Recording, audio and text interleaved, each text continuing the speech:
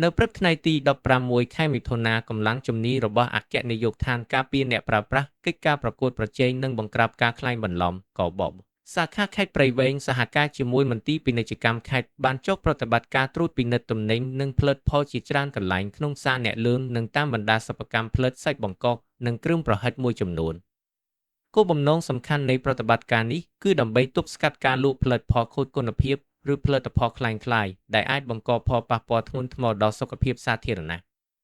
លោកអ៊ុតសុភាពប្រធានកបប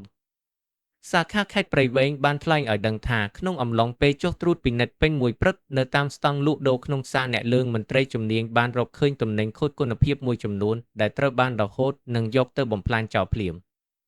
ជាមួយគ្នានោះមន្ត្រីជំនាញក៏បានបន្តទៅពិនិត្យសិប្បកម្មផលិតនិងចែកចាយគ្រឿងប្រហិតផងដែរ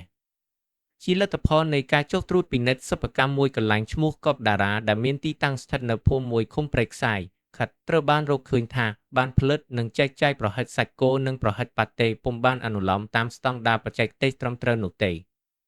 ការរកឃើញនេះរួមមានការវេចខ្ចប់ពុំមានបញ្ជាអាសយដ្ឋានច្បាស់លាស់ការបរិច្ឆេទផលិតនិងផុតកំណត់ក៏ដូចជាបញ្ជីគ្រឿងផ្សំនៅលើសម្បកវេចខ្ចប់ឡើយលើសពីនេះទីតាំងនៃសិប្បកម្មទាំងមូលត្រូវបានពិនិត្យឃើញថាខ្វះអនាម័យយ៉ាងខ្លាំងក្រោយពីបានរកឃើញនូវភាពមិនប្រក្រតីទាំងនេះលោកអ៊ុតសុភាពបានធ្វើការណែនាំយ៉ាងម៉ឺងម៉ាត់ដល់ម្ចាស់សិប្បកម្មកបតារាឲ្យធ្វើការកែតម្រូវភ្លាមនៅកង្វះខាតទាំងអស់ជាពិសេសត្រូវរៀបចំការវេចខ្ចប់ឲ្យមានព័ត៌មានពេញលេញនិងសម្អាតទីតាំងផលិតកម្មឲ្យមានអនាម័យឡើងវិញលោកប្រធានកបប